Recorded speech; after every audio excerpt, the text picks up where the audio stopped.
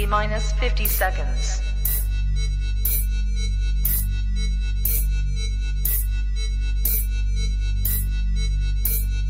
T minus 40 seconds.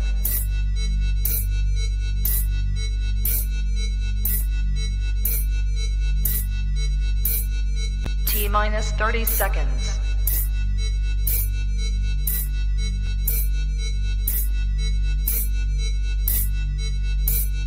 T minus 20 seconds.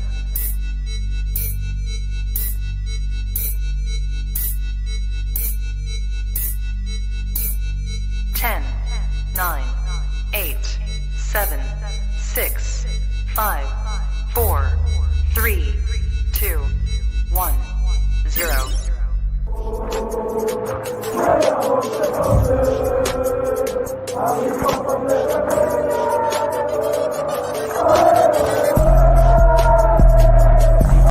Shout out to Kopish. Shout out to Kopish, guys. Keep all the good work the up. Two legends, Emil Heskey, Howard Gill. Can't get much better than that, guys. Yeah. You know what to do now. Like, comment, subscribe. I'm with legends, guys. Kopish.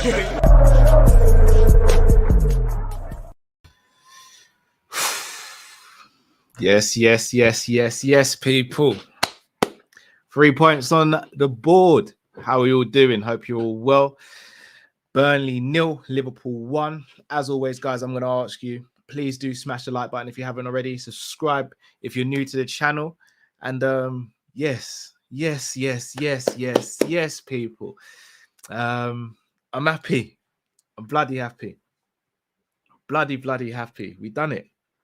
We did what we had to do, and we won. We went out there, we secured a great victory. Was it pretty? No. But was it effective? Yes. 3 points is all that matters right now. And Turf Moor isn't an easy place to go. Yes, I know Burnley haven't won many games. Well, they've only won one game in the league this season. They're the draw merchants of the league. But Turf Moor's not an easy place to go. All you got to do is ask Manchester United. But we went there and we did what we had to do, people. And we did it well. Yes, there were sloppy moments. Yes, the scoreline could have been more. Yes, Burnley could have scored as well. But I'm going to be completely open and honest with you guys. Right now, in this point of the season, with us trying to chase down Manchester City, 3 points is all that matters. And that's what we got today. Excellent reaction by Fabinho to get the goal. Excellent play by Mane to win the first header. And we did it. We held on. And to be fair, we looked comfortable. We looked comfortable in the second half. First half, there were some hairy moments. We looked comfortable. We did what champions / title contenders do, and that is grind out tough results. Shout out to Luke Tanner. What's up, guys? 3 point collect to the weekend after UFC 271. Make sure you go and check out Luke's channel, Let's Talk Sport, if you haven't already. There's some great UFC content yesterday, and he's a Liverpool fan. Even more reason to support him. Shout out to a few of you in the comments who are commenting on the trim. I had to get it done. I was starting to look very, very rough. So looking and feeling much better. Look, it's an all-round good day. All-round good day. Going to Turf Moor is never easy. We've made it look easy sometimes. The season where we won the league, we made it look easy. Dare I say it, last season when we went there when we were chasing top four, pretty much made it look easy. Today, we didn't make it look easy. But we won. So, guys, I get it. I get the frustration that you might feel. I get the frustration that we didn't beat them by more. We looked sloppy at times. But please, guys, for today, let's look at a bigger picture and let's just celebrate the win. The stuff, the negativity, we can save that for a Monday show where we can really get into the ins and outs and nitpick at certain things. I'm even seeing players getting like torn down and stuff. Can we save it, guys? Can we celebrate the win for once? Can we just sit back and, just enjoy the win? Enjoy the fact that we're keeping this title race open, because no one or not many people gave us a chance or a hope in hell of, giving Man City a run for their money. Many people had us finishing just in the top four or even outside the top four. So, guys, let's just stay positive as much as we can today and just celebrate this grounded out win. Because about a month or two ago, that win today, that might not have been a win. That could have been a draw. And look, if it's a draw, I'm out here front of the line having a vent, having a rant, being upset. And we can critique things. Yes, we can. We'll obviously do that when we get to the player ratings. But let's not lose sight of the fact that the biggest, most important situation here is that we won the game. We won the game, people. So let's be happy. Let's keep it, let's keep it level-headed. We can have the rants and the moans another day. But for today, we just went. We beat Sean Dyche's Burnley. We're second in the league, comfortably second in the league. And we're chasing down Manchester City. We win that game in hand. We're 6 points behind. We have a good portion of the season left. We're in this. We're in this, people. Don't lose sight of what the end goal is. Certain times you're on a journey and you might take the wrong turning or you might hit a pothole. It's about getting to the destination. And today we got to the destination and that was 3 points. So obviously we will speak about some of the players and the player ratings, etc. But please, there's a lot to be positive about right now. We saw FSG spend money in January, which we didn't think we'd see. We've got squad depth at the moment because pretty much everyone's fit. Like, I'll be honest with you, when I saw the bench today, that's about as good of a bench you can get. We won the game. We kept a clean sheet. We've got 3 points on the table. Let's look at a bigger picture. What are you saying, Drift? What's going on, bro? What's going on? Yes, I thought I knew where my hat was, then I realized I had the wrong shirt on. So apologies. But people, I heard what Cal was saying, because obviously I was still in the background. Yeah, man, it's one of them things where I think what we have to do, guys, and we're all guilty of it. This isn't even me pointing fingers in any way, shape, or form. We're all guilty of it. I've done this myself. We've all done this. But what I'm starting to notice, because I'm trying to take a step back from things a little bit, is that we're moaning a lot because there's things to moan about. But then when we have a moment where there's nothing to moan about, it's almost like we love living in the chaos, so we don't know how to do anything but moan again. We won the game. So there's definitely got to be little points and factors that you go through, as Cal said, where in the player ratings, maybe for a minute you might just be like, all right, well, since we're talking about him, and then you just have a moment with him. But when you win the game away at Turf Moor, try and just be happy with the win and not just come in and be like, bang, right, let's talk about all the bullshit. Let's talk about all the things that got on my nerves in this game. Because, guys, we won the match. Do you know what I mean? Which is the most important thing. And I'm sure there's loads of fans that always say that they'd rather the win over the performance. The performance is secondary, a lot of people say, to the points. Do you know what I mean? 100%. So right now, I'm not one of them people per se. I like both, but yeah, man, let's just be happy with the victory, man. I think everyone does, Drift. But if I gave you the choice between the two, which are you taking, bro? Oh yeah, 100%, yeah. Like, let's be honest. Or was it 15-16 when Chelsea won the league under Mourinho? Was that the season? Or was it 16-17? Or was that Conte? No, that would have been. Or was it 14? Either way, the last time Mourinho 13-14 when they did that ridiculous. No, that was City. Either way. Oh no, sorry, I'm thinking 03 or 04. Sorry, it might have been 14-15. But either way, that season when they won the league under Mourinho, they weren't pretty to watch. But you know what they did? They won the league, bro. So yeah. Sometimes it ain't always going to be pretty. Sometimes it's going to be games like today. But you see, games like today, we win games like today, it keeps us in the title race. Man City win games like today. Chelsea don't. Arsenal don't. Man United don't. Tottenham don't. That's what's separating us right now. So you know what? We've had great performances this season, and today wasn't one of them. But be happy. Be happy. I don't even think the performance was that bad, to be honest. again, I've seen some reactions both on in the comments, but also on social media and stuff. Because I do like to have a look at social media in the comments, because sometimes I might be a bit too wrapped up in my thinking and think a certain way, and maybe sometimes I need to take a step back, like you said, and look at the overall bigger picture and get other people's perspectives. I don't think the performance was awful, but I'm not going to sit here and tell you that my way of watching the game was fantastic either. But from what I saw, it wasn't a great performance. It wasn't a poor performance. It was an average performance, but a great result. So I can live with that. I'm happy with that. Yeah, I mean, the goal, Fabinho, he's more of a threat than Virgil and Matip. In the box, he turns into flipping Christian Vieri, bro. But I'm sure I heard the commentator say that's his 6th goal in the like, it was since the beginning of the year or something like that. So like 2021, and just now, like, he scored 6 goals with for a DM. He's pretty good, to be honest. big up Ahmed saying big 3 points. Let me see if I can find it. Zabiri says Flack about scoring Ronaldo.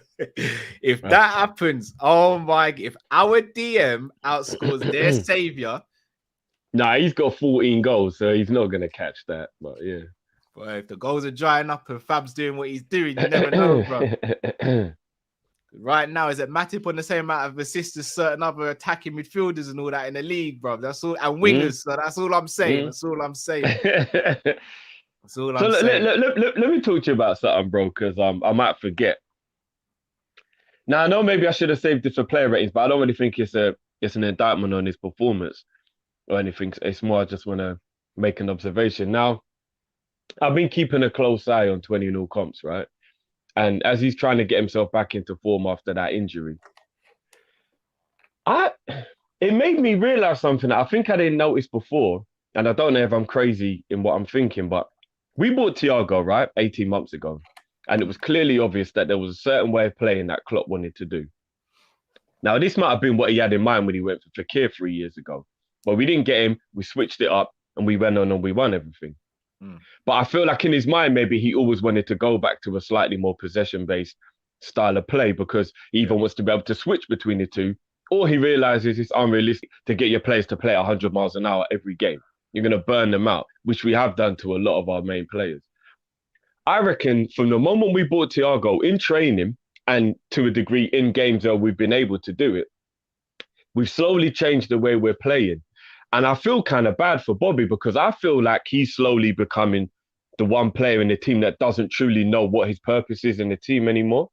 I watch the style now and I look at him and I'm like, I don't even think this is his fault anymore.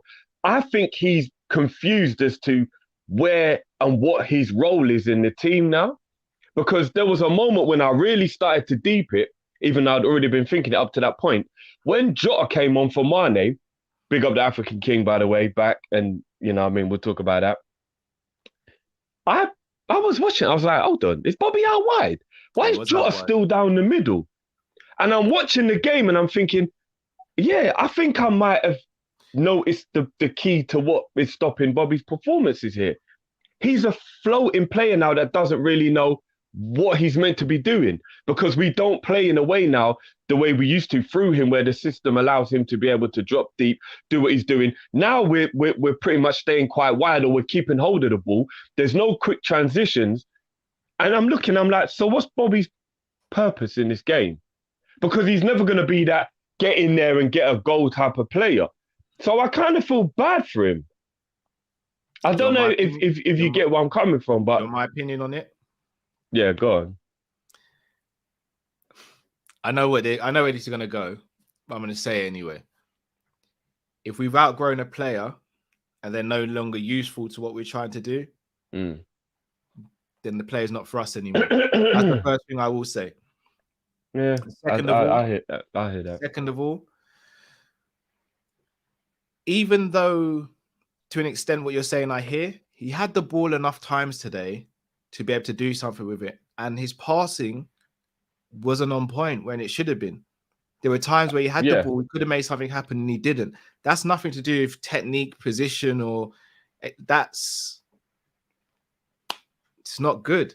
It's not good enough. He's having moments where he could be changing the game, and he's not, through to a lack of technique or making the right decisions. I mean, the header he had, you've got to test the keeper there.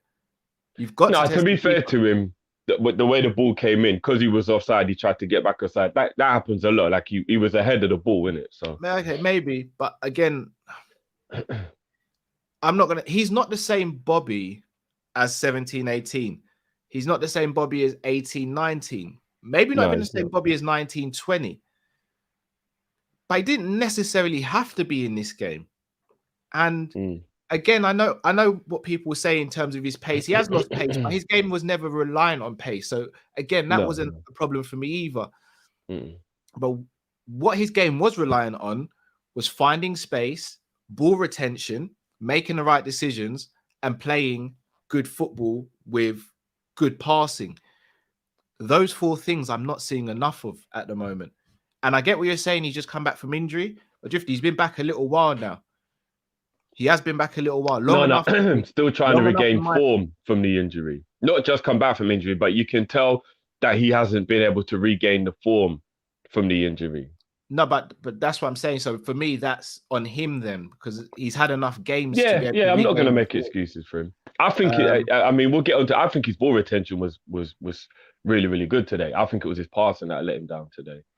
Again, the method I watched it on was glitching a little bit, so maybe I missed some things as well. But when I'm and seeing him again, drift out wide, Cow, and that, I'm like, I don't think he knows his role in this team now. he has done that at times as well in the past, but he's just done it more effectively. But again, before anyone goes crazy, I want to just focus on this game. I don't want this to be a should we keep him, should we sell him, is he rubbish, is he poor? Because we all know where me, you, and Matt stand with Bobby in terms of would we keep him or not, and we know where some people stand on it as well. For me, the argument's there. For me, the argument's definitely there on both sides. But when he's playing, he has to contribute fully. And that's where my frustration with him. I'm talking as a person who's his biggest fan, but I get frustrated with him watching him certain times because it's like that's an easy pass and you're not doing it. Yeah, I get If that. that's anyone else, they're not. They're getting. If that's Cater doing that as much as Bobby's done it in this game, for example, then he's getting like butchered. the timeline's flooded with bloody old Cater this, Cater that. We've got to keep the same energy. If that's Ox doing that, if that's Curtis Jones doing that, if that's Mane doing that, the energy is different. And I'm not saying I want him abused. That's not what I'm saying. But what I am saying is let's keep the energy the same. If we're going to say Bobby had a bad game, let's just leave it there and explain why he had a bad game. Let's not go on a tirade about him and all that. But that's just me where I stand on it. Just to finish up, I'll just say, even though I'm not trying to make excuses for him, if you're confused about exactly what it is you should be doing, or you're trying to adjust to a new way of playing that's very different from the way you used to play, it can force you to do things where you're maybe making a silly pass because you're too much in your head. So I'm not making excuses for him, but I know that that's what can happen.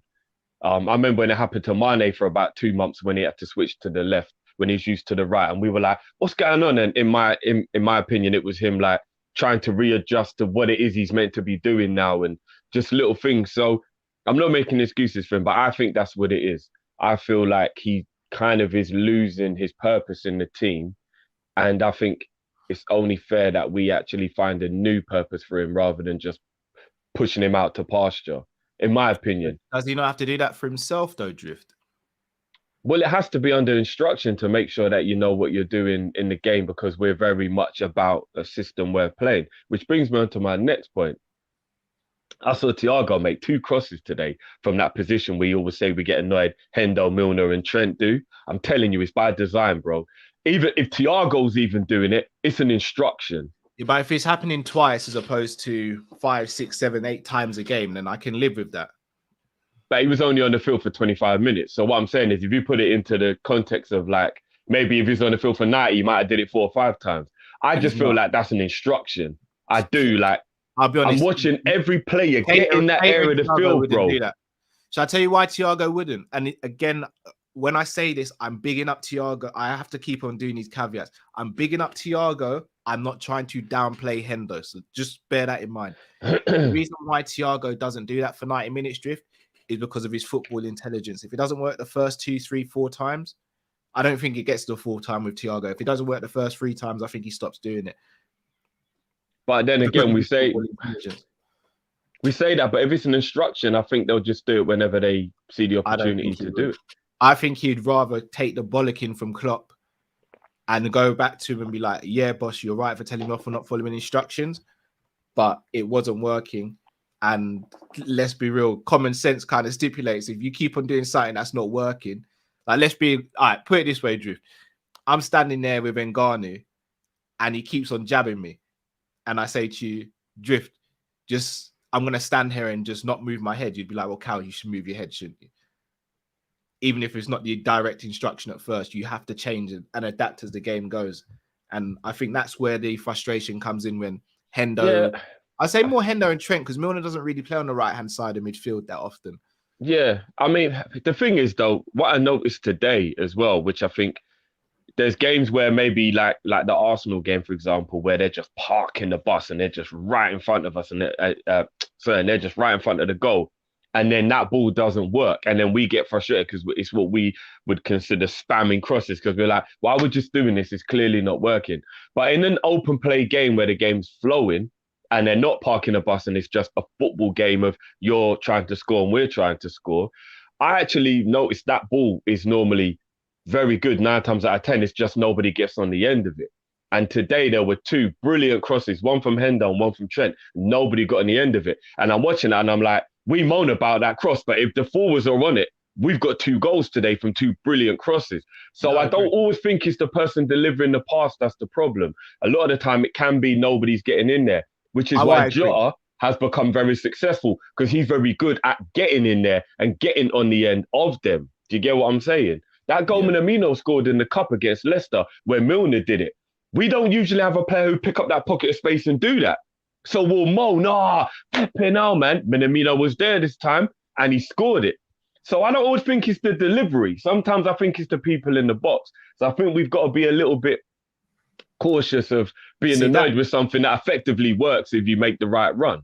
See, that I agree with. And again, I predominantly play centre midfield. And I'll be honest with you, there's nothing worse than playing a pass that you know in your mind would have been a perfect pass if the attacker or whoever was meant to be on the end of it was switched on by you look at full. Yeah. But at the same time, as a midfielder, if I make that pass twice, and even though I know it's a smart pass to make, and if the other person was on song, then they'll get there as well.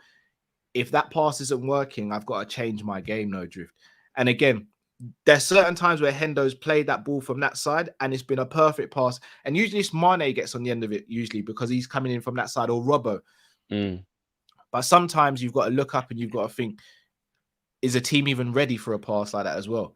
And I think that's where the IQ thing comes in. And I think today when Hendo put in that pass that you're talking about and it's a brilliant pass, no one can critique him for that. You got to critique who's not on the end of it. In the same way, that was good defending on that occasion, because I think it was Tarkowski made a brilliant, like Mane was just about to get and he made a brilliant tackle. So yeah.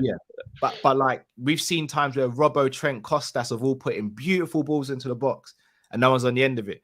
No one can moan at that player for putting in those passes. You've got to then change the motive and be like, right, the attacker should have been on the end of that. So I do see where you're coming from. It's 6 of one, half a dozen of the other. What I don't like us to do is become predictable. And I think sometimes Hendo and Trent become predictable. And I think, and that's why when teams are parking the bus, I think we become very predictable. And that's when it's very easy to defend against it. Yeah. Precisely. Right. I'm going to get through some of the super chats. So Math says midfielders poor, Naby and Hendo shouldn't start. I'm going to chop those up in the player ratings, Maths. Musa says Thiago saved us, gave us the needed control, and Naby lad. Edward says, I love these type of wins, just getting it done. There's a cynical part of me that does as well. Pimp in Distress says, yes, Cal, say it with chest. 3 points is all that matters. Can't be 9 out of 10 every week. If we'd have lost, we'd be mad, but we won, looking sharp as well, Cal. Thank you, brother. That's a massive point that he made there. Like, you know what I mean? You have to just be happy with a win. Yeah. John says Hendo must be thinking like Neville, embarrassing. I'll agree to disagree with that. What's that in regards to? Remember when I think Neville was like, "Oh, it's the end for me now." I'm guessing. Oh, come on, Jesus! He didn't even have that. He didn't even have a. All right, yeah, we'll chop it up. Scans 30. Thanks for your super chat. Zabiri says, "Cal, if you maintain this trim, I don't care about dark." It's hard to maintain the trim. Shall I tell you what it is? All jokes aside with the trim, it's about getting to the barbers. It's just about getting to the barbers. Like I got cussed off by my barber because he's just like, you can't be going this long without a trim. Like you got a family, you're on camera now. Like, but it's just getting to a barber. I've got a 9 to 5. We do Kop-Ish as much as we can. I've got 2 kids. I was gonna say, ain't it also about the missus being able to do the ponytail, so to speak, for you as well? Because obviously, the problem is though, if I put it in a ponytail and the sides are long, it just looks mad. Oh, okay. yeah. It's mad weird. So then I've got to keep it as an afro, and then I just look rough. I hear that. When that's when you just got to buy one of these, bro. No, but the hat's even. Remember, I can't wear woolly hats when the hair's that high. I tell you what, I've got to wear. You see, when I take Stevie football, I've got to wear them ear warmer headbands. Oh yeah. Just put a do-rag on, man. No, I can't even put again. The do-rag's just gonna be bunched. You know? Like, I kid you not, my hair's about up to here. You can't even see it on camera. My hair's about up to here when I comb it out. It's very long. That's mad. Like still. when it's wet and that, I can do the whole. That like, looking Wash like and go advert and that, yeah? Looking like the black Aquaman without the abs, bro.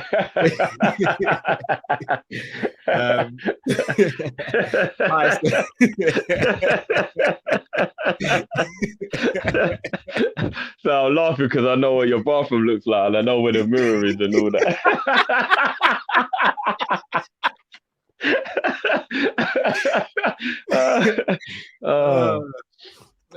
Ty says Ali must get a mirage today. That was mad. Yeah, Ali was on point, man. Clay said not convincing. Defo reserving energy for Inter. Possibly. That's a good point. Possibly. Which again, if we've been able to do that and get a win and we go and beat them at the San Siro, it's fantastic. Mil Neymar says front three look depleted. Great to have a bench though, compared to the last couple of years. Facts. When I was driving, you know what I did? So I was driving back, and I was on the phone to my friend Chris, who's a Liverpool fan, and I was like, oh, what's the bench? And when he read out the bench, I was like, but hold on, Jones didn't make the bench, Gomez didn't make the bench, Origi didn't make the bench, Taki didn't make the bench. They didn't make the bench because you're only allowed to bring. No, but that's what I'm saying. That's how sick our bench was today. Yeah. That's crazy. And we can't moan because there's an argument for loads of people should have played and rare. But you know what I mean? We wanted a squad and we got one now, innit? We can't, like, I know a lot of people annoyed Diaz didn't get on, but you can't play everybody. No, you can't play everybody. I mean, to be fair, I would have probably maybe made that switch with Firmino when I noticed he was drifting out wide. I'm like, well, you might as well just put Diaz on now because Bobby out wide ain't really a good idea. But then he swapped back again, and then Jota went back to the left, and I was like, okay, well, they're just doing a fluid thing, innit? Like, don't know who's going to be playing. Math says, disagree, lads. After the game, I think about the next game. If we play like that, it's going to be a long night. Diaz needs a few more games before a Burnley. Yeah, it's true. You can't throw in Diaz turf more. Although Math's on that one, what I will say is when the form of the team has been pretty good in general, I think one game can be really just left in isolation. I think the only way you look at it the way that you're looking at it from is if it's like last season when we had them 6 home games in a row and we went on that rut. About 2-3 games into that, you're like, no, hold on a minute, this is becoming a pattern. This is what the hell is going on. But if you look at how well we played in other games this month or last month, this game's more of an isolation, in my opinion. I don't think you should be too worried about, oh, this was a bad game, so it means next game's going to be bad. Because there's not a pattern emerging with just a one random. And you know what? Just briefly, we won the game, so you clearly know I'm not using any kind of deflection tactics. I think when people mention elements, everybody for banter purposes always wants to go, oh, man up. Are you kidding me? And all of that. But let's keep it a buck, yeah? If you're outside and it's freezing cold, yeah? And the wind is blowing so much that the corner flag is like this, getting in Trent's way when he's trying to take the corner. And then they zoom in and you realise it's pissing down with rain. Guys, that isn't excuses. Have you ever played football? Because that is not excuses. Them conditions today were horrendous, bro. They were, you know, the ones with like the rings in your eyes. You can imagine it's like raw. You're trying to see what you're doing, and you're trying to make a pass, and the water's just getting in your eyes. Like, it ain't an excuse sometimes. People always just want to be harsh on you and go, "Oh, you're fucking making excuses." No, guys, in life, sometimes it's just a reason. It is just a reason. It's not always an excuse. It's a reason. Why were you late? Do you know what? The bus broke down and it took 20 minutes to do a transfer. No, I don't need any excuses. No, I'm not making excuses. Yeah. But I'm telling you what happened. The reason I'm late is because the bus broke down. Do you get what I mean? It's not an excuse sometimes. It's a reason. And when the corner flag is getting in Trent's way because it's blowing like this, that Trent's having to like make sure that it blows over that way so he can even take the corner. When you play a pass, what do you think the wind's going to do to that ball? Yeah. Like, come on, man. Like, you got to take that into consideration. It ain't easy.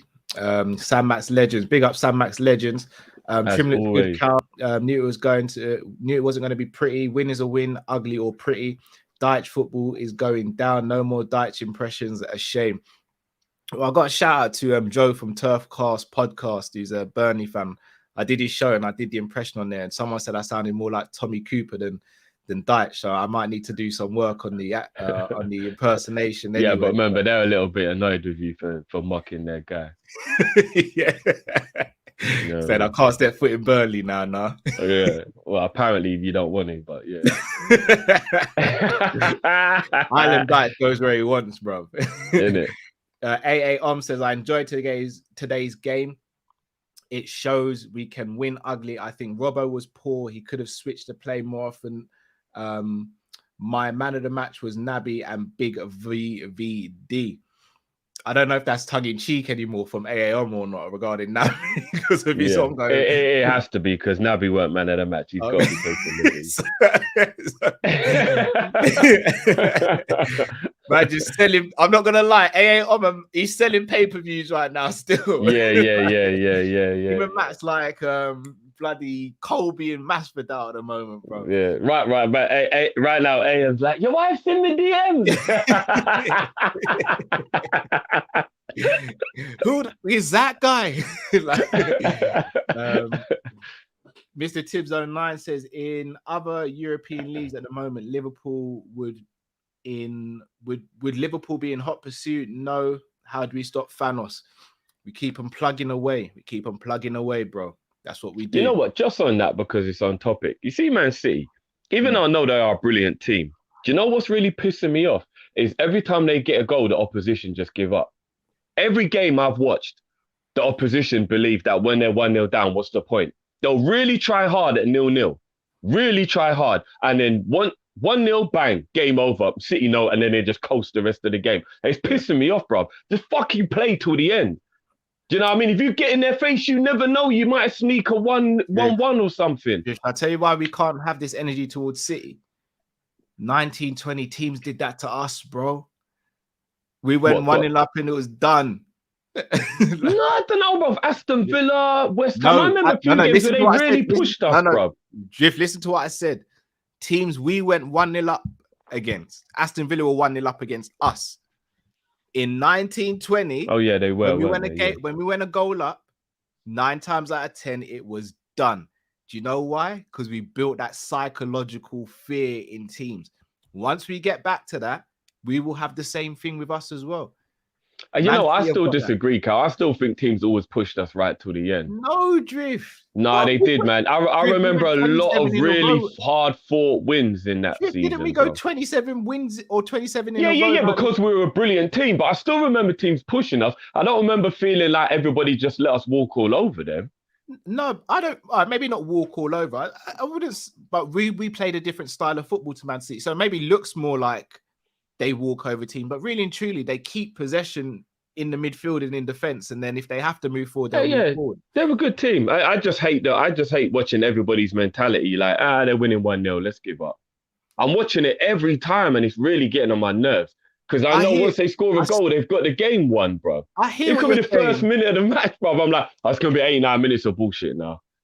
No, I hear that. The reason why it's more frustrating because we've seen it more. So I'm looking around because there was a massive spider in the room, and I don't know where he is now. Yeah, I wouldn't be in there. No, it might be a little war in the conservatory later still. But no, I just think we keep plugging away, and we'll catch those guys, man. We'll catch them. Zabiri says, Drifty, you can't get form if you are doing anything. I think he was talking about Firmino. Oh, okay. Yeah. Big up to Zabiri. Hisham says we can't find a way to get Mo involved. I mean, there was a couple times Mo could have assisted, and like Jota's one, for example, towards the end, that's got to be a goal. And then you're looking at that was a good tackle, you know. That was actually a good tackle. Yeah, it was a good tackle. Sorry, my bad. Jack says Cater underwhelming. Glad to see the back of Burnley. Yeah. Brian says Naby, Fab, Thiago, my midfield going forward. Yeah, I know Matt got 20 minutes of his midfield on the day he couldn't watch. No, but remember, he can't watch today. I was like, yes. Are you kidding me? Klopp definitely watches. I'm hoping I haven't spoiled it for him because I sent him a voice note as well when that happened. Oh, I'm sure he would have kept an eye on the score, but I know he wouldn't have been actually watching the game. So I was like, right, yeah, he's done it on purpose because Matt can't watch the game. Yeah, he probably watched Kopish on Friday. It was like, oh, Matt can't watch on Sunday. Yeah, all right, cool. Pep Linders. What are we going to do on Sunday? Pep the Fraud says we need a serious conversation about Hendo kills our creativity. We will, but not today. Not today. With all due respect to the super chat, not today. Cornelia says time to move Hendo, Firmino. I'm not too sure, and Firmino not too sure about yet. We'll have those conversations. We will have those conversations. Rahil says Sadio and Bobby are these. I'm not even trying to put these in order, but it's mad that they're going. Rahil says Sadio and Bobby need to be replaced based off the last 2 seasons. They have lost what made them good for us. Not their fault. It's just decline. Too much talent available in the market to miss out on. See the common theme that's building here. No, but Drift, I'll be honest. I can't get angry at I can't get angry at a comment like that. I'm not just saying. I'm not angry, but I just noticed the common theme.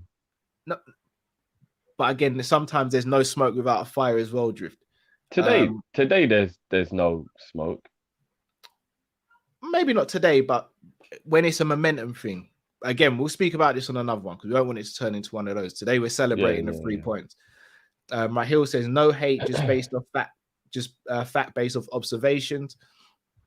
Pep the Fraud says you can't trust Mane in a counter attack anymore. Samex Legend says too harsh on Naby, in my opinion, was going to be rough versus the Thugs. He had a good game, Naby. He just weren't man of the match. Ason says Klopp still has issues with favourites, might cost us. That's a point. Sabiri said, cow with the lux, they love it. Naby. Big up Sabiri. Waleed said, Cal, which barbers would you recommend? Depends on your area.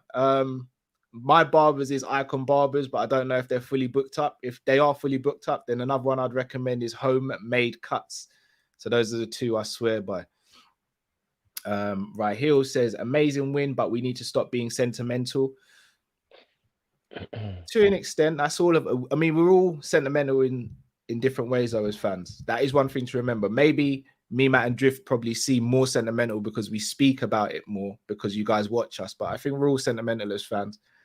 Ash says, love Millie, great servant, but if rumors he has a new deal on the table, I'm worried about the summer recruitment. Where do we free up space for new players, even if Millie is getting a new deal? Yeah, that's a Monday topic. I was very surprised when I saw those rumors coming out. You know what? We'll book that in for tomorrow. Yeah. We'll literally answer that super chat tomorrow because it'll make more sense. Yeah. Rahil said games like this, Cater doesn't get praised, done well. Drifty did praise him, to be fair. Drifty did praise him. Plus, we haven't gotten to player ratings, guys. So obviously. Big up to Saint LFC TV. If you haven't already, make sure you subscribe to Saint LFC TV, people. Slider Cuts is another one that you'd recommend. So there's Waleed. Is that a franchise? Slider Cuts? No idea. No Okay, idea. because I know Saint lives quite far away. I'm saying I don't know. Must be though. I don't know how far my wants to travel for a Saints getting the trim. plane down to get a trim and then go back You know up what I'm saying? Like, is that what you do, Saint? Man's That's a man's different type flying of private loyalty jet. right Yeah, there, that's what Saint. man does. Man's moving like John Travolta in that. Yeah, just jump on the jet. Rahil says, sorry, I read that one around. Musa says, not gonna lie, Naby was man of the match for me, Drifty. He was very good. Fair enough. Jamrock says, Cal, LFC trying to drown you. Sorry, LFC try to drown you by holding you underwater for 2 or 3 minutes. If you can hold your breath that long, you survive. City drown you by tiring you out. That's a good point, to be fair. But I think that's probably what we're trying to switch to when we look at players like Thiago coming in and players like that. So, yeah, I hear what you're saying. That's how I know Jamrock's working with John Henry, you know, waterboarding man and all that to get signings over the line.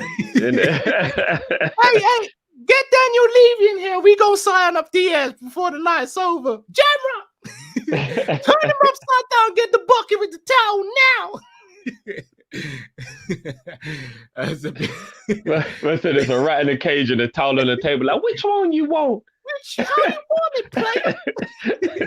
How you want it, player? How you want it? It's not about that. Like, how you want it, player? Zabiri says, "Good City point, Drifty. That's why I can't watch him." A lot of people say that. That's why I can't understand why they won't tell every week. They're so boring to watch because it's just no competitiveness in the game, man. Indeed. Crypto Nation says the way Man City press is very underrated. Very true. They do press very, very well. Sammy, if I've missed your super chat, just send it again, please. The chat is moving very fast because there's over 1,000 of you in here. So thank you very much for all of you. But guys, you know what I'm going to say next. There's over 1,000 of you in here. We've just got 300 likes. Guys, please hit that like button. All you got to do is scroll up past the live chat, hit the like button, and then you're back in the live chat.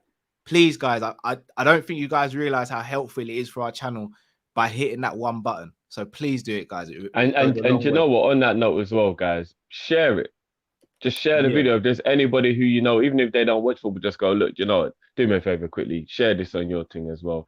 Because a lot of people don't realize how much that stuff helps to grow, get other people involved. You know what I mean? So, yeah, man. Indeed. Mr. Tibbs09 says, I agree with Drifty Cow. In 1920, Bobby scored late to get us the points. There was also a very tight home win versus Wolves in December 2019. Very true. Very true. My main point was about going 1-0 up. In some of those games where Bobby got late goals, we were trailing or like we hadn't necessarily got the first goal. But you're right. That Wolves game, that was a horrible game to watch because even Neto got a goal in that game and it got disallowed and he was offside by like an inch of a toenail or something like that. So that was a tough win, man. All right. I think it's that time of the show where we start looking at the players in depth. So again, guys, over 1,000 of you in here. We're almost on 500 likes, guys. Let's get to 500 and then we'll hit the next milestone, people. Please, let's do it. All right. So let's share the screen.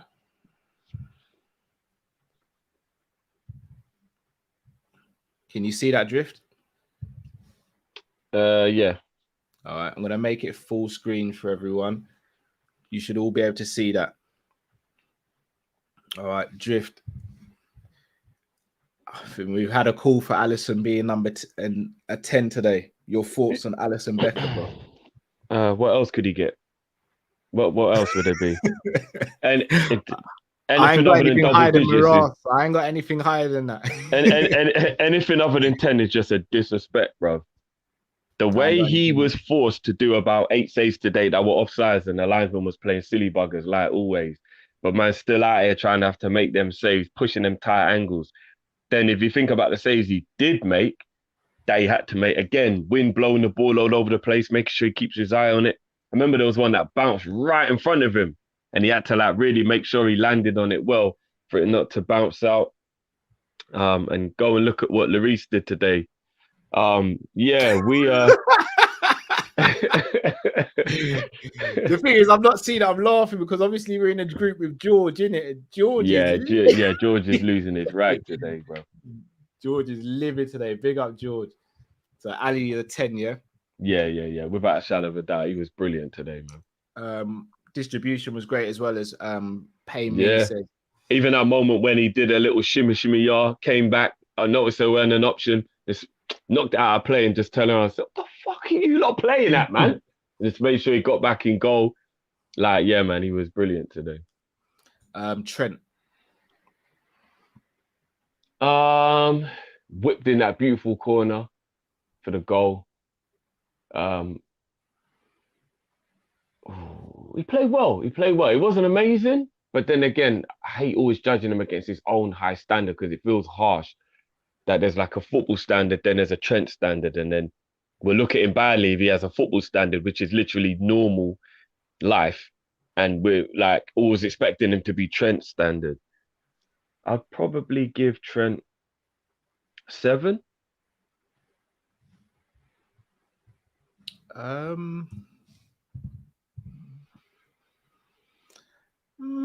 can live with a 7. What did you think of his performance today? I thought it was good. Again, what I think after having our conversation on the last one, I think you made a good point where it's like sometimes you just have to judge them as the game as opposed to judging them against their self, because that can be really harsh because they really have set levels in it. Yeah, and I think that's why as a fan base sometimes I do feel like it can come across as like cocky or it can come across as arrogant, where if a player plays well but he just doesn't play as well as you're used to, it's like an excuse to like bombard him with abuse or like start having a go at him. It's like come on, man, I want a high standard as well, but Jesus, they are humans at the end of the day. Like, I don't know. Yeah. I feel like the fan base has got a little bit. You know what I don't want us to do, guys, as a fan base? I don't want us to turn into Man United with that entitled bullshit. Because when we go back and we look at the way we used to be and now we look at the way we are, I think we should be happy that we're even just in the conversation. I think a lot of people have got carried away with just how consistent we've been under Klopp. That I don't know, we're becoming a bit entitled now. When a guy comes in, when a guy plays like a 7 in a game, we're like moaning at him. Like, do you get what I mean? It's like, raw. Are we becoming that entitled as a fan base that if man pulls out a 7, we're moaning about it? Like, I don't know, man. Maybe we got to pull back a little bit, guys, on the like, we don't want to be Man United and just feel like, you know, we're supposed to win everything. And if we don't, what the hell? Like we want to win everything, but let's not act like we're supposed to win everything. Like, yeah, I'd have gone for a 6, Drew. So we'll meet in the middle and go 6.5. Fair enough. Matip. I thought it was kind of good today, Matip. Didn't really put a foot wrong. Made a couple of really good interceptions at some crosses that came. He made a dodgy pass in the first half, though, right? Didn't he make one dodgy pass in the first half? Yeah, but I mean, over 90 minutes, one bad pass. No. I mean? All right, so this is where it's difficult because here's the killer. Midfielders and attackers make numerous bad passes a game, but defenders and goalkeepers, they make one bad pass. It could be seriously detrimental, isn't it? So that's where it's a bit weighted, isn't it? But no, I'm with you. Matip, look, I'll let you finish because you know where I stand with Matip. Yeah. He's the spine. Yeah. I'd give Matip a 7.5. I'm good with that. But Matip's the spine. Matip's our C centre back, DM, number 8, and our number 10. He's a spine at the moment. So. And you know the bad pass that he made, or the one or two not so great passes that he made that like maybe Trent could have done a bit better with in terms of controlling, but I guess the pass weren't the greatest. It was an adventurous pass. I don't really have that big of a deal with people who have adventurous passes, but it doesn't quite come off because he was trying to do that pass where he's like whipping it round the attacker into Trent, who's like near the halfway line, so we can go and attack quickly. And it ain't the easiest of passes. It's not the most difficult passes, but it's not like he's just making a little sideways 15-yard pass and he messed up. And you're like, what the hell is that, bro? He was receiving the ball from either Ali or Van Dijk, and on the turn, he was seeing that, right, if I play this pass, we could go in the attack. And he was trying to make like a quick fizzed in pass. And all right, he got it wrong once or twice, but it's not the end of the world. You know what I mean? Like, I don't know. Yeah, I agree. Virgil. Yeah, Virgil was good today. Winning the ball all the time. Obviously playing up against his countryman, who's a big guy. Who, I was quite sad to watch him come off still because I kind of like him. And obviously I didn't want him to play well against Liverpool, but he's a good little player, that Walkhurst. Yeah, watching little, it, bro. Yeah, I'm doing the whole like Little John and that. But Van Dijk did well against him. He did well against him today. I'll probably give Van Dijk an 8. I was on 8.5, but obviously we can't meet in the middle with that one. I'm not angry with an 8.5. He was good today, man. Virgil was good today. 8.5 it is. We'll give boost up the big man. Robbo. I thought Robbo's energy levels were amazing today, bro. He there was like a run he made in the 88th minute, and it looked like he pressed the nitro button. You know, like in Fast and Furious, where you press the nitro button, you get that extra boost. And I was like, what the fuck, bro? Like, save some energy, blood. So I thought his energy levels were outstanding today. In terms of his actual ability, he put a couple of good crosses in, was always available out wide. I give Robbo 7.5 today. Yeah, I'm good with that. I agree. That run he made at the end as well, I think he said around the 87th, 88th minute. Like, people really don't understand sometimes that run, how much it opens up the space. Because at that point, all you're doing was sort of tapping it back to each other, and Burnley was starting to squeeze in and box us in. Him making that run, dragged the defender out of position, dragged another one out of position, and open up the space. And that's so unselfish to do at that time in the game when you're a left back. Really goes unnoticed, things like that. And really, to be fair, Mo should have played him in. I know he might have flopped it because he's not actually, a good finisher. But when you make that run, you never know. Yeah. You never know. Mo should have played him in, to be fair. Yeah. So we say for Robert 7.5, you say, yeah? Yeah. I think 7.5.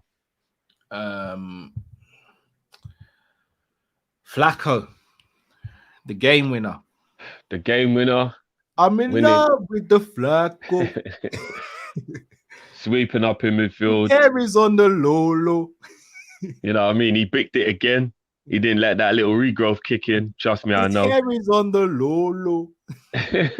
I'm in love with the Flacco. Yeah, Flacco was brilliant. And they tried to rough him up a bit in midfield as well, like they will. You know what's quite a surprising statistic, bro? Burnley are a very physical team, yeah? And they usually kick lumps out of you. The last 2 games against Burnley have only produced 1 yellow card. That's mad. Yeah, I don't think that's more to do with Burnley. I think that's more to do with refereeing. We remember the Anfield. No, but to their credit, I don't actually think they did any dirty fouls. No, not today they didn't. The Anfield game, that was ridiculous. Yeah, I don't remember it in depth. Yeah, I just remember the commentator making the point about it. But yeah, that's really surprising. 1 yellow card in 180 minutes against Burnley. That's mad. What are we saying for Flacco then, bro? I give Flacco a 9 today. Yeah, I agree. Ali saying I ain't seen what Rebecca's been doing on Twitter today, so I can't give her a mark. I'm sure she must have got a 9 or a 10 though. I'm sure she must have. Yeah, if you guys out there, and if you're looking for a wife, Rebecca's a type of wife you want in your life, man. She is ride or die. She ain't in it for anything other than to support my man. Trust. And the club. Like she's a better Liverpool fan than I've seen other fans. Still, I'm not gonna lie. But what's mad is I remember when they did an interview with the 2 of them when we signed him. Like obviously he had his own one, but they did like a little interview with her as well. And I remember she said she's never felt so welcomed anywhere in her life. She said the way Liverpool took them both in and whatever and helped them settle and whatever. She said that and you can tell because that's probably why she feels like so part of the games, isn't it? Do you get what I mean? Yeah, so facts. Yeah, it's where it starts to get a bit techie. Hendo. I'll probably go 6.5 for Hendo today. I don't think he was poor. I just don't think he was brilliant. I think he was just doing what he needed to do. Couple of good passes. Yeah, what I liked today, there was little triangles that Mo, Naby, and Hendo were doing, and I liked it because it was very like risky, but they did it quite a lot, and it was really good. Then it would open up, and then one of them would play a pass across the other side of the pitch to Rob on. The pitch would just be opened up because them three had like attracted everybody over to that side of the game. And in the first half, they did it really well. Not so much in the second half, but they did it well in the first half. So I would say 6.5 for Hendo today. I disagree. I'd have actually gone a 5.5 for Hendo today. Yeah. So should we meet in the middle at 6? Yeah, I'm cool with that. Naby. Guys, it's not just about passing. It's about space, tackling, movement. Like the passing is just one aspect of the game. You know what I mean? We can't always just find that one thing to go, oh, that was crap, so he was crap. I saw him making loads of good tackles today. So I'm just saying, like, I think it's a bit, but again. Who, sorry? Naby? Naby, yeah. Yeah, Naby was good today, man. Naby was good. I feel like he could have been a little bit more adventurous with his passing, but his dribbling and his tackling was really good today. As I said, he was part of that little triangle that was doing some good passing. He was a bit more, it just could have been a bit more adventurous with his passing. But I'll probably give Naby a 7.5 to an 8 today. I thought he was good, man. I thought he had a good game. Yeah, I'd have probably gone 7.5 to an 8. You know what? Let's give him an 8. We won the game in it. Let's give him an 8. Yeah. Everyone else we've been bumping up today. Let's give him an 8. Had a good shot as well. I know he was a bit disappointed with himself, but at least he hit the target, tested the keeper. When Mane pulled it back to him and he had that shot from the edge of the box. Yeah. Yeah, man. Salah.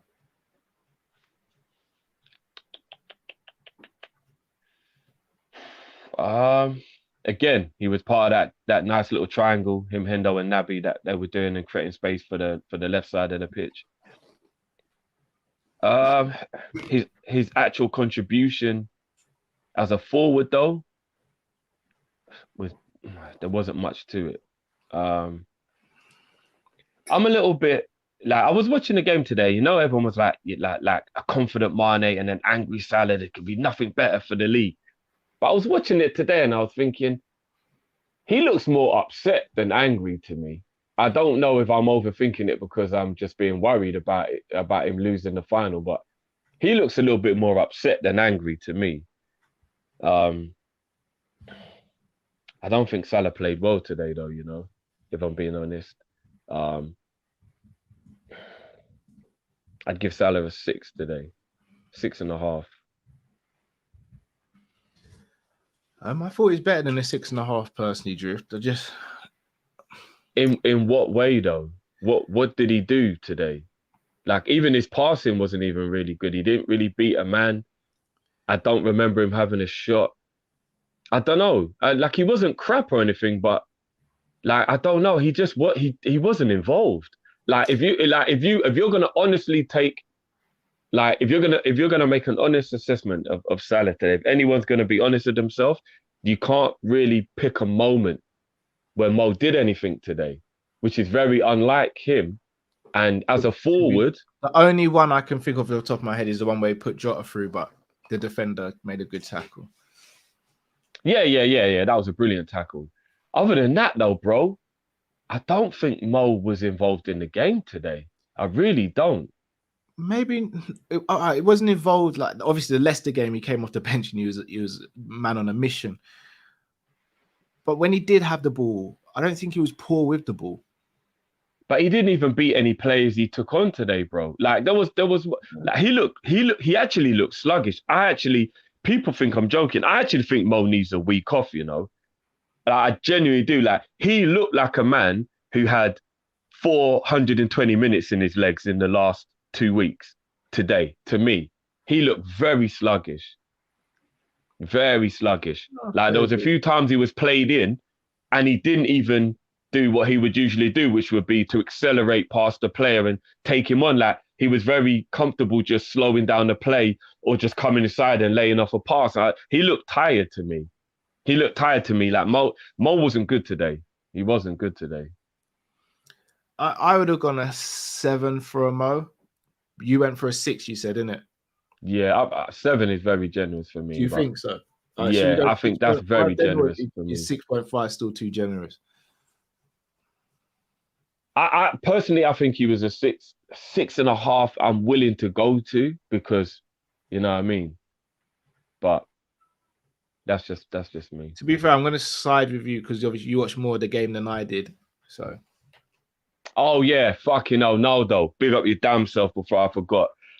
That is one of the most stonewall penalties I have seen all year. 2 in 2 games now, by the way, Drift. Wow. I was 2 in 2 games. Bro, I actually punched the chair. You know when you're like, when you just need to quickly get a little bit of frustration out because you can't believe the decision that you're like, if that ain't a penalty, I don't know what is a penalty. I don't know what a penalty is if that ain't a penalty. That was I don't know what the fuck that was. If we hadn't won today's game, I would be livid about that, bro. Yeah. I'd be absolutely livid about that. These things don't surprise me. That was a joke. Bobby.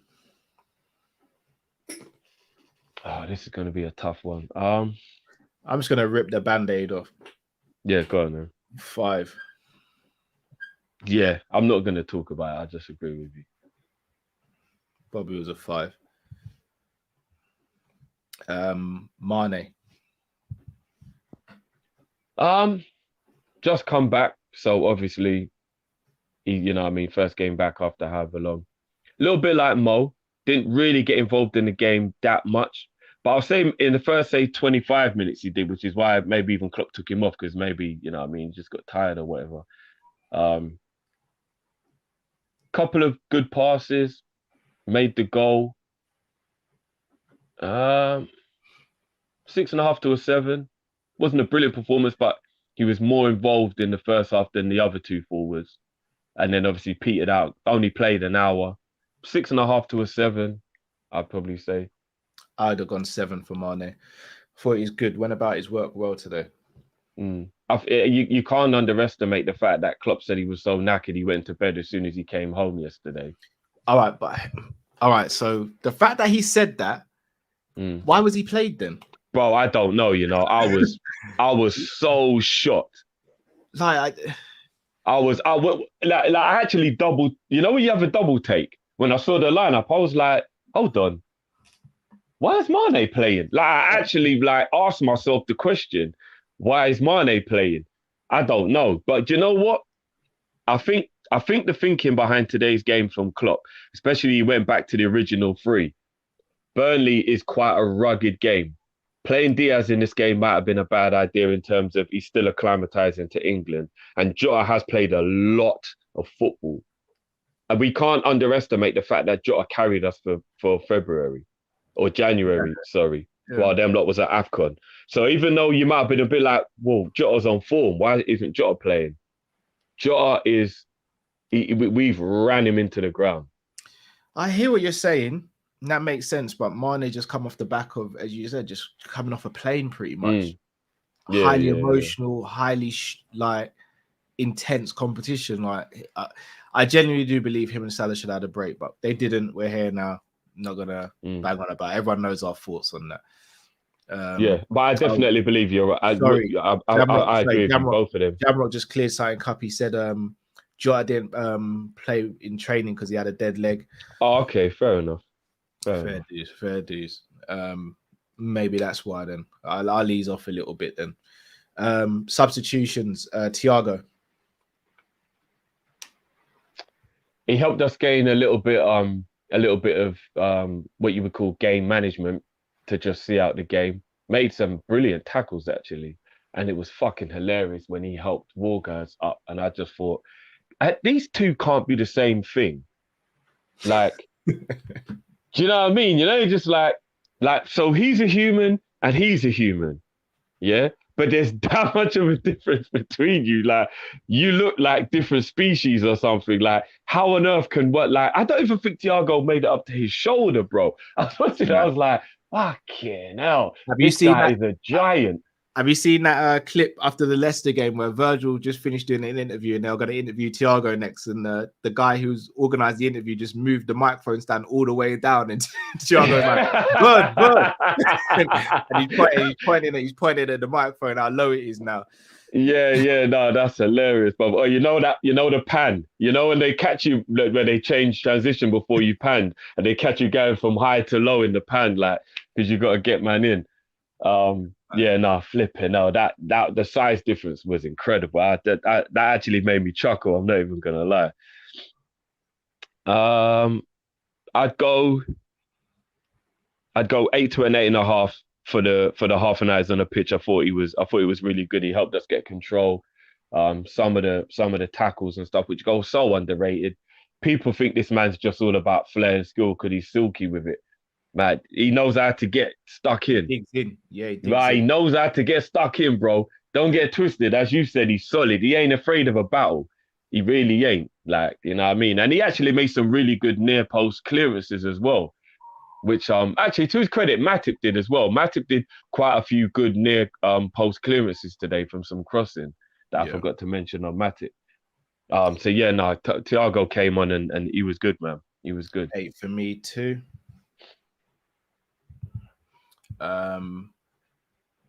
Jota. He was quite impactful, even though he never scored. I think he gave Burnley something else to think about. I'd probably say a 7. Not necessarily for like on the ball work, but off the ball work. I think he came on, he started to make movements, was swapping with Bobby, so he was confusing their defense. Nearly had that goal. That was a brilliant tackle. I'm not going to say anything about the pass order. It was a brilliant tackle. Otherwise, he actually would have even got a goal. I thought it was good. I'll give him a 7. I agree with that. And then can we even give Milner a score? He was only on the pitch for a couple. Yeah, I think he came on for literally 2 minutes of normal time and then just extra time. So I don't think it's fair to give Milner a rating. Cool. Mr. Klopp, what are you giving for Klopp today? I'll give Klopp an 8 today. I think an away win under them conditions with the situation that's going on. Substitutions were probably all right. And another thing as well, maybe I shouldn't even have let it be known that there's certain players that maybe I might have a bit more of an affiliation with, because then when I say stuff about them, people think I'm like just being biased. I'm really not. Remember, Henderson had a knock and was injured, and this was his first game back as well.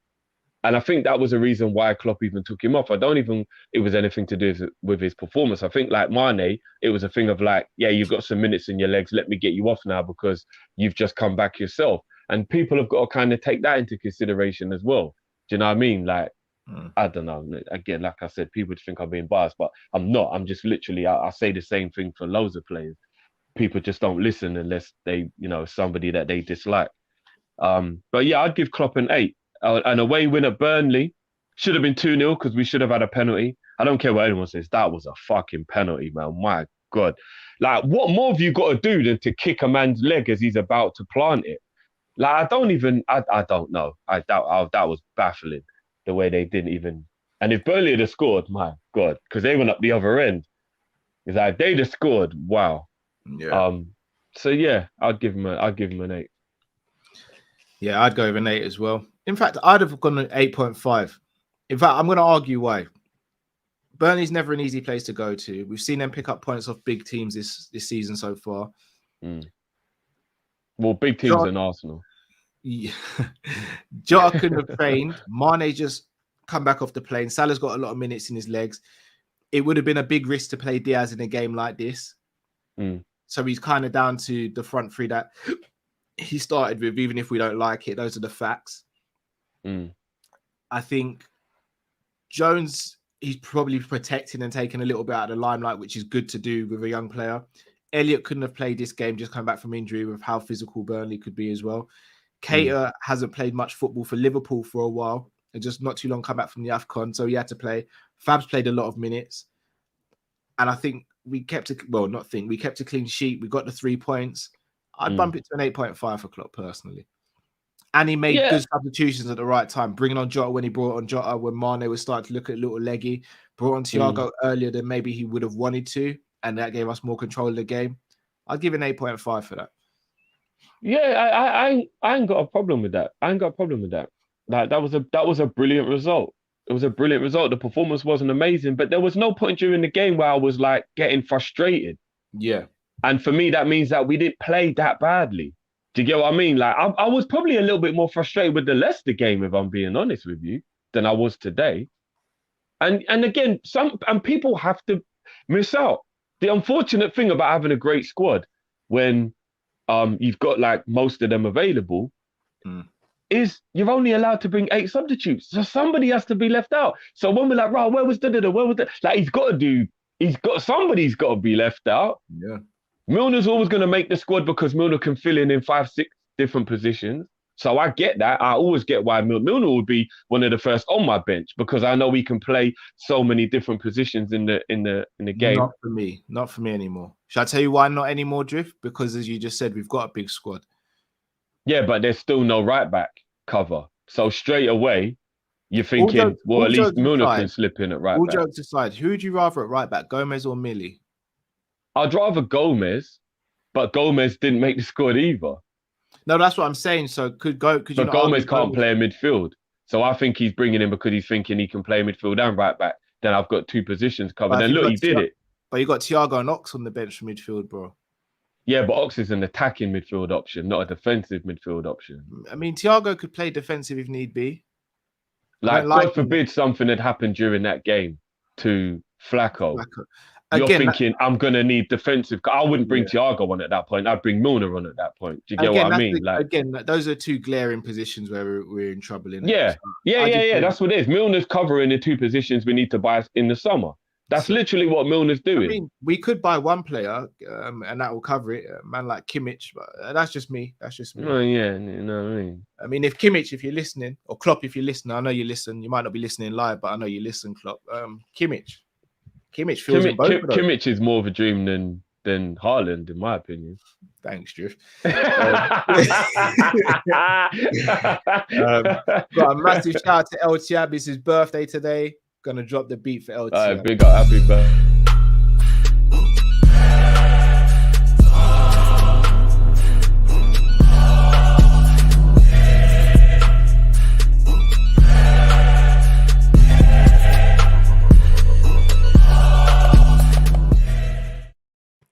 I've seen people laughing at Kimmich suggestion.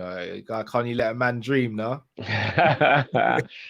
Well, if you're going to dream, don't pick a man who plays for the best team in the country, the team he supports, the country he's from. Yeah, bro, that ain't happening. Dream, man. Let me dream. But no, I'm happy with that, man. I'm happy with that. Couple of super chats to get through. Callum says Naby agenda in full force today. Yeah, it kind of seems that way.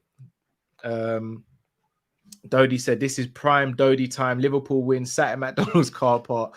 Kop-Ish blasting on the speaker, rain falling on the windshield. Bliss, love you guys. Big up Dodie. You know what? I'm not gonna lie. He set the scene there, and that sounded amazing. Yeah, I'm not even gonna lie. I'm not gonna lie. I'm in the conservatory and something's leaking into the conservatory, brother. Oh shit! Today's gonna be a long evening. It's gonna be a long evening trying to fill that hole in. Pause. But yeah.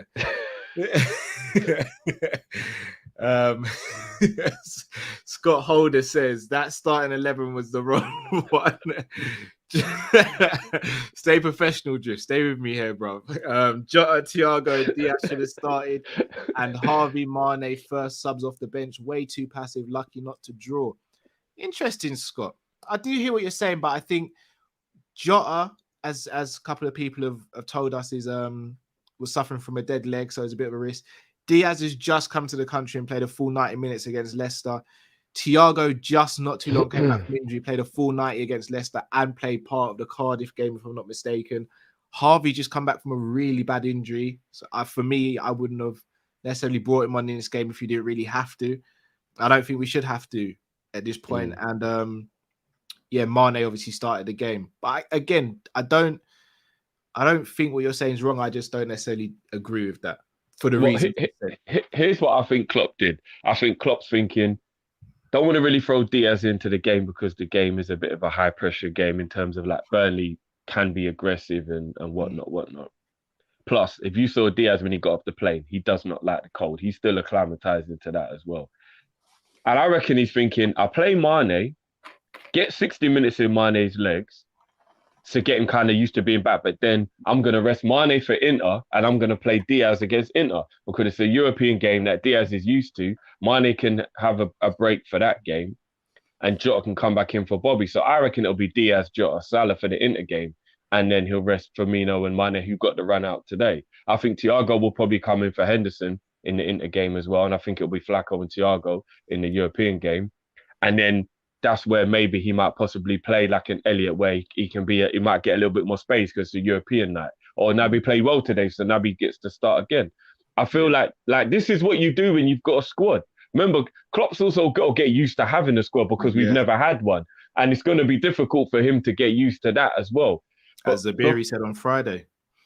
Yeah. And Joe. And in case I forget, bro, this is the one thing that during the game I was noticing that I wanted to talk about. Now, we on Friday, we spoke about the high line. And I even said to you, like, after hearing what Van Dijk said, I totally understand the point of the high line and why we do it exactly. But even though I totally get it, bro, watching today's game, Burnley don't have pace and they got in way too often, bro. But how many times were they offside, though, Drift? Every time. But that isn't the point, bro. It is really. It is. It is in terms of like what Van Dijk was talking about. Yeah, but bro, it's too easy to do it though. It still bugs me out, bro. Like watching it is like, like you get that feeling of like, what the fuck, bro? But we play games with that thing, you know, bro. You know what we do? It looks worse than it is. You know that game, yeah? Where you get the knife with your finger and you get faster. We're playing that game with the offside, bruv. Like, I'm just watching that, like, he's going to cut his finger off. He's going to cut his finger off, bruv. I don't like watching it, bruv. Scares me, man. Can't swim without getting wet, bro. Can't swim without getting wet. Yeah. I wouldn't want us to move away from the high line, I'm not going to lie. It squeezes the pitch. It makes it easier and less running for our attackers so they got more energy when they're on the ball. It makes sense. I hear that. But then I'm thinking, if we're playing against a team that's got quicker strikers, so they don't have to make the runners quick, it's harder to catch them offside. And it's like, flipping hell, man. I hear. No, just wanted to clear up, just in case it didn't come across what I was saying with regards to Diaz, we know. So I'm not saying he can't play consecutive 90-minute games, but what I will say, I think the best way I can sum it up is nothing to do with his age, nothing to do with athleticism and stuff. But if you're used to running a 5K regularly, and then someone says, right, go and run a 10K, and then go and do a 10K 3 days later, it's going to take your body some adjusting. So he's been running 5Ks in Portugal. Now he's running 10Ks at Liverpool in the Premier League. You can't just throw him in at the deep end because the body will start to pick up injuries, etc. So he's got to be eased into Premier League football. It's not like a player who's just come. Let's say it was a Bowen, for example, or a Rafinha or Neto. Yeah, throw him straight in. They're used to the league. They're used to what's going on. It's different with Diaz. You have to acclimatize him.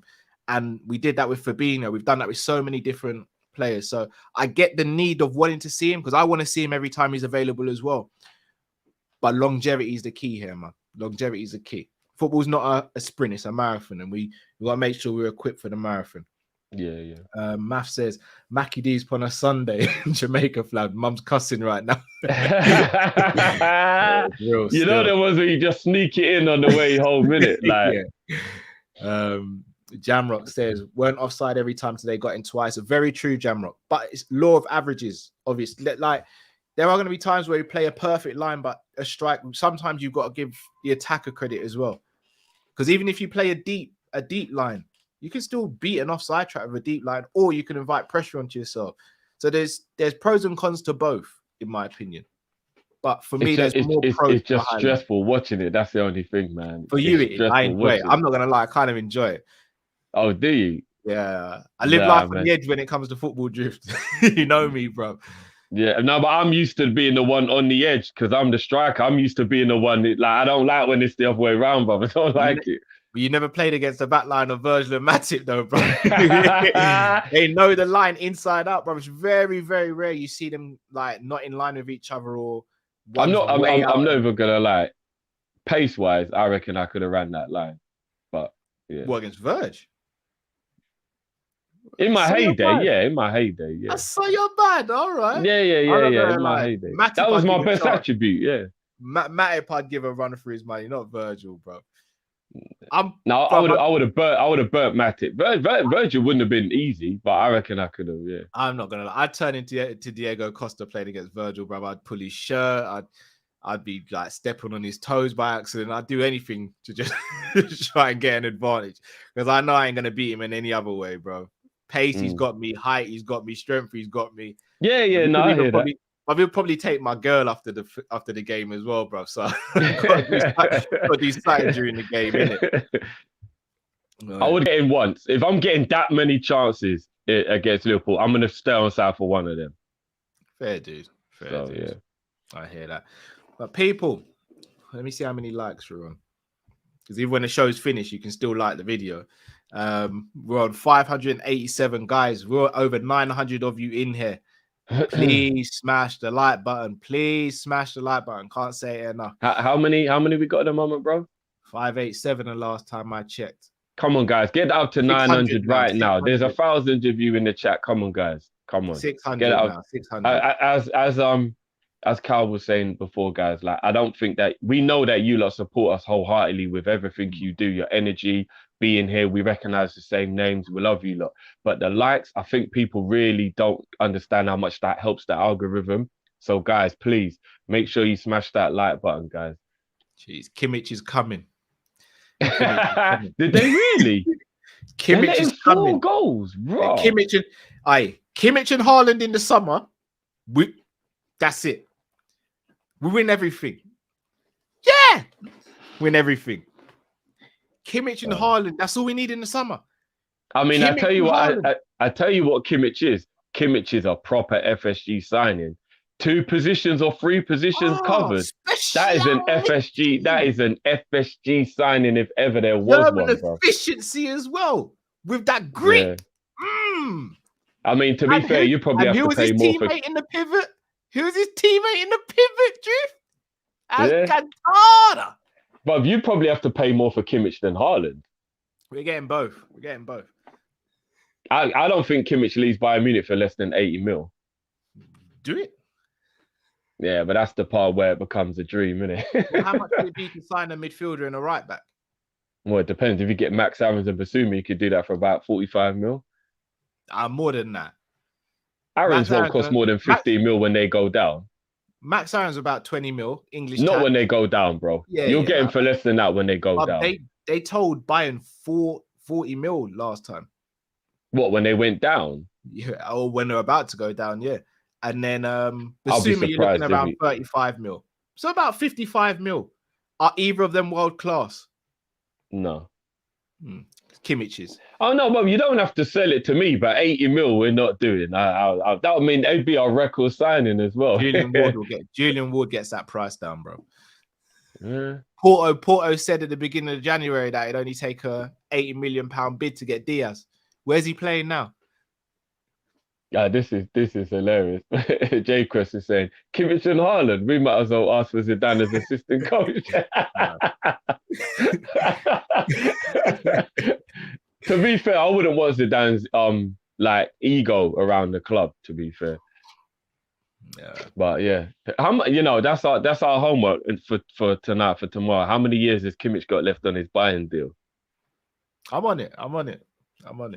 You always get the signings you want. Like, it's time for change now. I need I'm never gonna lie, I do feel a little bit spoiled still. No, I'm not I'm even not gonna gonna lie. lie, Jeff. Yours are more realistic, but I need something now, innit? I need something now. Show me the love, Klopp. Show me the love, Junior. Like, show me Well, something. you know what? I'm not gonna lie. Thiago and Diaz didn't really feel realistic at the time when I wanted it, and it ended up happening. So It's 2025 for Kimmich. What's that? 3 years. 3 years.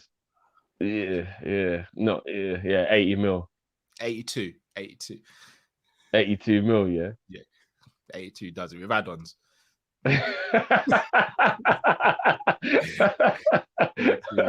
You know what? He might want a new challenge, though, He's isn't not it? vaccinated either. He's not vaccinated either. Ah, yes, done, brother. Ah, Yes, done. boy. Yeah. Oh well, it was nice dreaming while it lasted. Haaland, Neto, and Basuma, and a right back. Then, like we move. But is Haaland vaccinated? Right, guys, that's it for our show today. I don't even know. I don't even know. Oh no! Oh, he's back on. He's vaccinated. Kimmich is vaccinated now. Yeah, he's back on. It's back on. Oh, there you go. 73 mil. There you go. 73 Oh, now it's gone down, yeah? Yeah, Oh. 73 mil. Have we got anyone that Bayern might want? Naby. Raw. You said that quick. You just asked me a question. They wanted Naby, innit? Like they wanted Naby. I'm not saying I'd throw him over there, but they want Naby, innit? Could be brilliant for them, though, to be fair. So what are you saying? Naby plus 40? Oh, Naby plus 60. Yeah, do it then. Rude Boy LFC says for Drift, the next United manager, another abysmal performance. Do you think there is a manager that can get Man United Galacticos to perform? Firstly, with all due respect, Rude Boy LFC, they ain't got Galacticos. they ain't got Galacticos. They've got Galactico egos. You know what? Again, I think recency bias always plays a part in people's perceptions of things. And I think looking at PSG and the way things are going for Poch at the moment, people are thinking, he's a bad manager. But who has been successful with PSG, really? Like, there's always some kind of issue. And every manager ends up being sacked and then goes on to be successful afterwards. Plus, I think people underestimate how hard it would be to have the type of players they've got and try and play the way Poch wants. Like, in all honesty, as much as Poch would have enjoyed watching them signings from like a glamorous point of view, if you want to play the type of football that Poch plays and you've got Neymar, you got Messi, you got those type of players, they're not going to do what you're telling them to do. I mean, to be fair to them, though, Drift, they are top of the league by like 16 points or something. Yeah. But I mean, like in Europe, they haven't looked that great. And there's loads of rumblings that there's like issues in training and little things like that. But I feel like that has a lot to do with the fact that apart from Di Maria, I don't think any of their forwards are hard workers. And Di Maria's at the wrong end of his career now. He's about 33, right? So it's not like you can keep asking him to be like a monster presser and all that. Yeah. And if you know anything about Poch's football is very much based on high intensity, structure, system, closing down, pressing, and all that kind of stuff.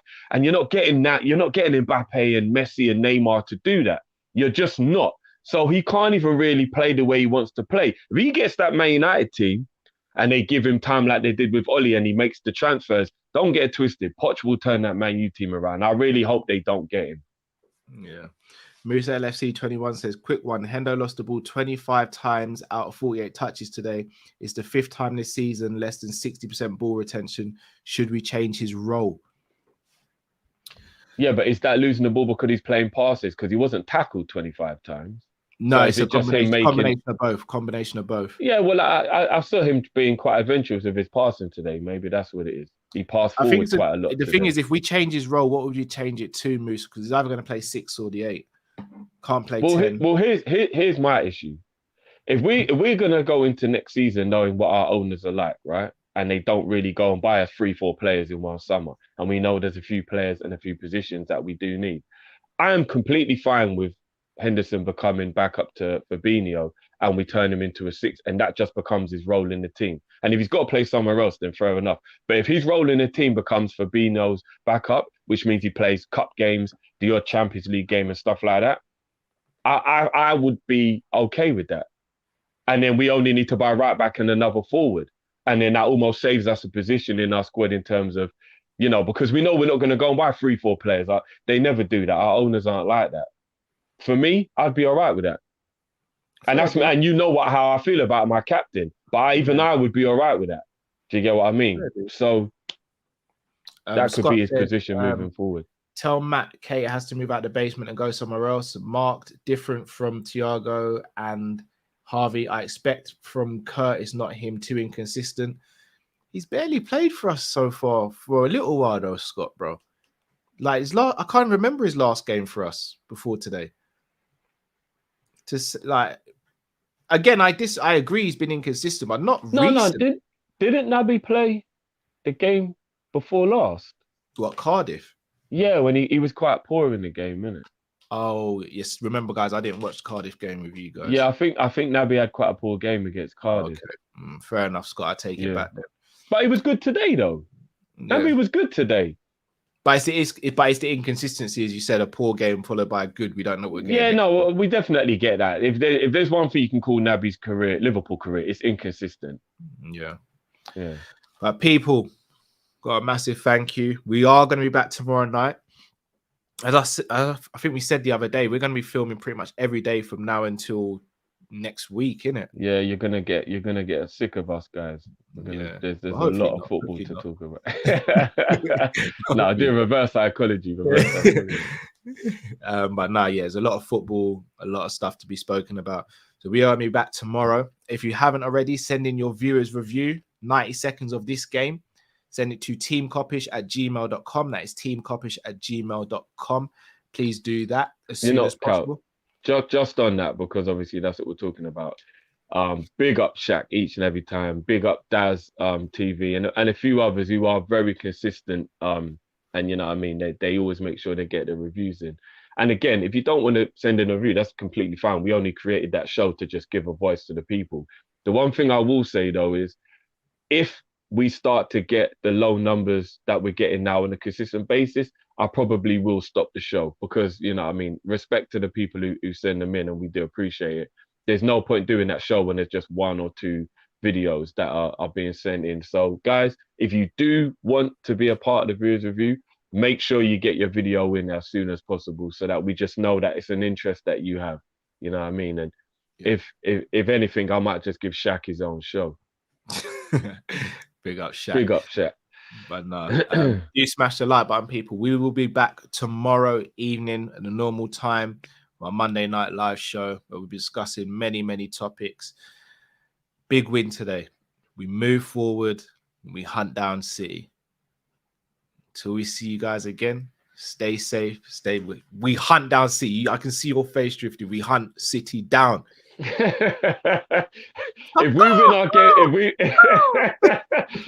we win our next 2 games and we actually get that game in hand won, and then we're at literally at 6 points behind, I'll feel a little bit more comfortable about the title race. We're hunting them down.